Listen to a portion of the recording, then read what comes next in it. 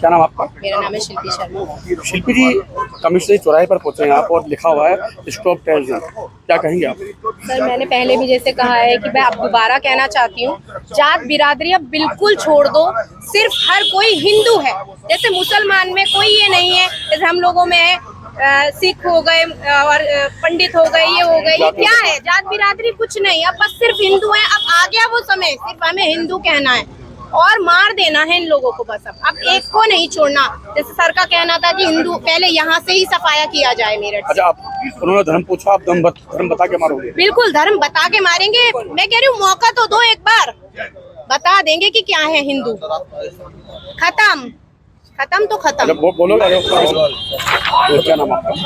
मैं professor Alka Tiwari, university में fine art की कोऑर्डिनेटर हूँ। अलका जी, आज जन आक्रोश पैदल मार्च में आप यहाँ पहुंचे हैं कमिश्नर चौराहे, क्या कुछ कहना है आपका? हम भारतीय हैं, हम देशभक्त भी हैं, सच्चे हिंदू भी हैं।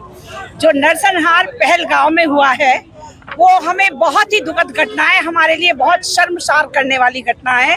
मुसलमानों ने हमारे हिंदू भाइयों को जो धर्म पूछ कर मारा है वो हमारे धर्म के लिए भी बहुत शर्मनाक है। इसलिए आज हम एक बैनर तले, हिंदुत्व के बैनर तले, हम सभी सिख हो, हिंदू हो, जाट हो या कोई भी जात पात हो, हम यहाँ पर हिंदू बनकर इकट्ठे हुए हैं और पूरे विश्व की निगाहें हम पर टिकी है कि हमारी सरकार इस बारे में क्या निर्णय लेगी। और हमें पूरी उम्मीद है कि हमारे जो माननीय प्रधानमंत्री हैं, मोदी जी हैं, योगी जी हैं, या सभी जो राजनेता हैं वो बहुत ही जल्द शीघ्र ही निर्णय लेंगे। हम चाहते हैं पाकिस्तान का क्षणों में सफाया हो, आतंकवाद का क्षणों में सफाया हो। ये खड़े हैं हमारे सिख भाई, इजराइल से उदाहरण लेते हैं, इजराइल से उदाहरण ले।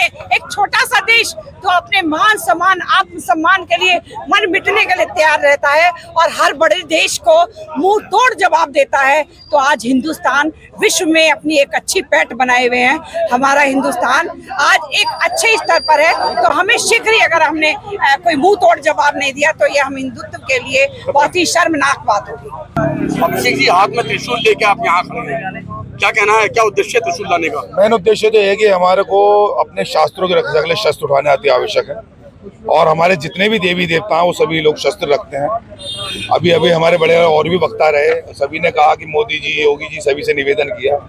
पर जैसे मेरा ये मानना है कि देखो, वो जीवन भर कोई नहीं रहता इस धरती पर। हमें अपनी रक्षा करनी तो हमें अपने आप को बचाने के लिए स्वयं अपने लिए तैयारी करनी पड़ेगी।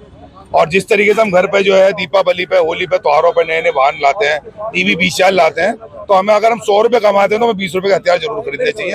अगर हम 20 रुपए का हथियार खरीदेंगे तो हमारे बच्चों के भी काम आएंगे, हमारे बुजुर्गों के भी काम आएंगे और स्वयं मेरे भी काम आएंगे। जिस तरीके से अब कश्मीर में पहलगांव पर नियतों पर हमला हुआ, अगर उनकी जेब में चक्कू होता, छुरा होता, पत्थर होता, हाथ में डंडा ही होता, वो कम से कम एक हाथ का सिर्फ फाड़ ही सकते थे, पर उनके हाथ में विचारों कुछ नहीं था। तो हम भारत सरकार से और यूपी सरकार से यही निवेदन करते हैं कि हमारे हिंदुओं को ज्यादा से ज्यादा हथियार दिलाए जाए और ज्यादा से ज्यादा हथियार होंगे तो हमारी रक्षा होगी और रक्षा होगी तो हमें किसी के आगे भीख मांगने की या अपने प्राणों की रक्षा करने के लिए कोई जरूरत नहीं पड़ेगी। पाकिस्तान भी